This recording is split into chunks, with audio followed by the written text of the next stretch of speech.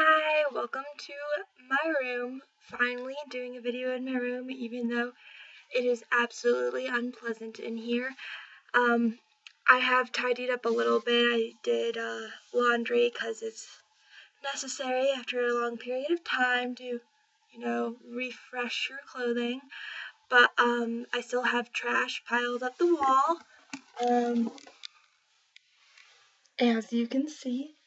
But once again, using my laptop, but this time, one difference is that I think this is the first time I'm making a video where my hair is actually natural, which is actually more common than when my hair is straight. It's just whenever I make a video, my hair happens to be straight. I don't really like my hair natural, but, I don't like my hair toasted either, so I try to avoid straightening my hair as much as possible, maybe do it about once a week or once every other week.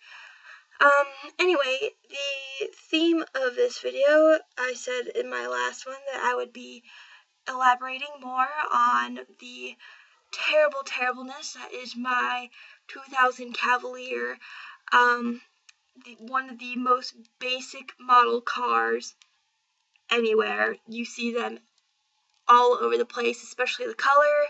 Mine is white. It's very, very common, which I guess is a good thing for when it breaks down, because that means that I can get parts so much easier. I don't have to worry about shipping them from like Japan or Europe if I were to have, like, I don't know, a Toyota or a Volkswagen or something. But yeah, I guess I should start from the top, where, like, when I first got it.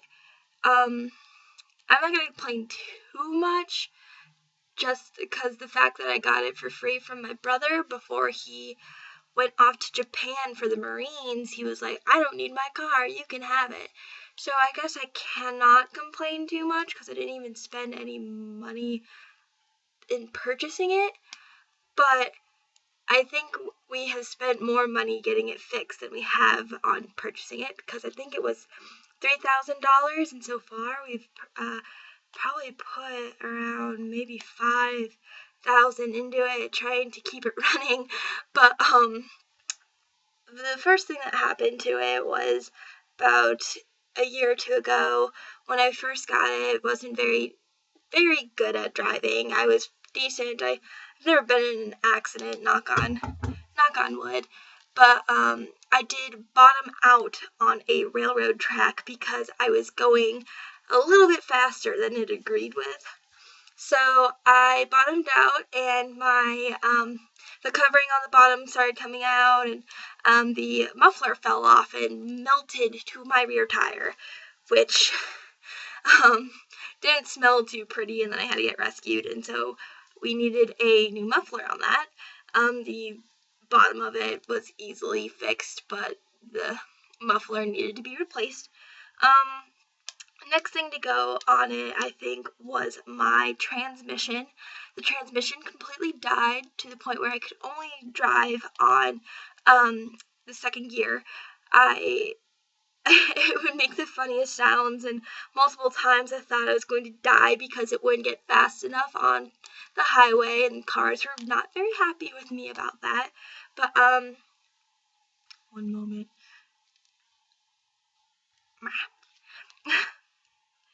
But yeah, so there was that, and that was about $1,600 to fix. So yeah, that wasn't fun. That took forever to get fixed.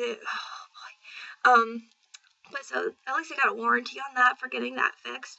And then next thing to go was my engine. And it wasn't just a fluke. It wasn't just like my engine went. It was my coolant fluid exploded because it overheated on the highway going to Cleveland. And so it exploded, and all of the coolant fluid went into the engine and flooded it. So that had to be completely rebuilt. There was no just fixing little parts. That had to be completely just cleaned out and fixed. And so there was that, and that was also another $1,600. And the next thing to go was the starter.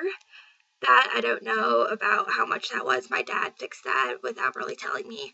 And then after that was my my battery. My battery, we kept thinking that there was something wrong with the battery, but there wasn't anything wrong with the battery. It was the connection. The bolt that went into it kept coming loose and kept thinking it was the battery when it was actually the bolt, so we bought new batteries, and when we should have been, fixing the stripped bolt. Next to go, I think, oh yeah, the problem with my rim. I don't want to trash talk the people that I got my new tire from. I am very upset with how unprofessionally acted. They could have been much kinder to me about just the way they went about it. It was, let's just say they're not getting my business anymore, and certainly I'm going to tell all my friends who want to go there not to go there.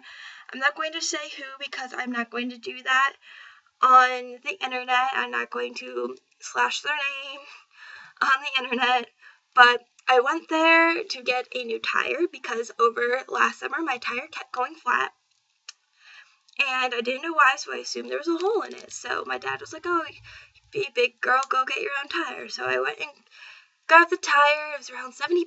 It was pretty cheap. I was very happy. It lasted me about 2 or 3 more months, and then it started going flat again. And I was like, how does a brand new freaking tire go flat? Like, I just got this fixed. I had no idea, like, why. I was like, the winter could not have chewed it up that bad. But, I went to a friend who fixes his own cars, and he was like, oh, you probably have a bent rim. That's probably the problem. So we went to Pull Apart to go get a new rim, which costed me $18. Yay! I will probably be going to Pull Apart for my stuff now, because that was just so convenient, and it only took us like 10 minutes to take it off, and then, 10 more minutes to put it back on my car. But, so when we went to go put this new rim on my car, I didn't think anything of it. I thought, oh, it was probably just a little dent that I got after last summer, that there's no way that these people could have known. And then when he took off my old rim and turned the tire around to look at the rim on the other side, there was a bend this big in it. I'm surprised my tire could even hold air at all. And that there was no way that could have happened over winter or anything, because I did not hit, like, to my knowledge, I don't remember hitting any curbs or potholes this past winter. The winter before I did, and that's why I had to get a new tire over the summer. But I didn't hit anything to where I would have a bend that big in my freaking rim. And so they let me buy a new tire that I didn't even need. And they didn't tell me about my rim. They saw it. There was no way they didn't see that. And they let me buy it anyway, and they could have even told me after I bought it as I was checking out, hey, you need a new rim, go get a new rim, and we can transfer your new tire onto that rim. And they didn't even say that. I will never go there again. I'm so mad. In the place, like, the name, you would think that they would be so professional, because they are widely used and known, and, like, they're up there with Walmart, like, to how much they are known, but I am not going to say it because that is rude. But yeah, my car has been a trooper. It's the little engine that could. I call her Tank because the time when I got I can't remember if it was when I got my transmission fixed or when I got my engine fixed. The people who fixed it, they called her a Tank. And so now she's my Tank. That's her name. I call her Tank all the time, and whenever people see her, it's like, oh, hey, it's Tank. And I'm like, yeah, she's a rust bucket, but she's my rust bucket. Yeah, I would do anything for a nice old muscle car, though. Oh, I love old muscle cars. But, she gets me from place to place, so I really cannot complain too much, but I just thought I would tell you about my issues with my car, and that hopefully there won't be any more now that she's, brand new all over except for her, her frame isn't new, and that's rusting in half. But, and on top of that, the, crack in the dashboard that I showed you guys last time, that's on top of it all, but, that's just a blemish compared to the other things that occurred. And especially since I'm going to be fixing that this Friday. Woo, payday. But, yep.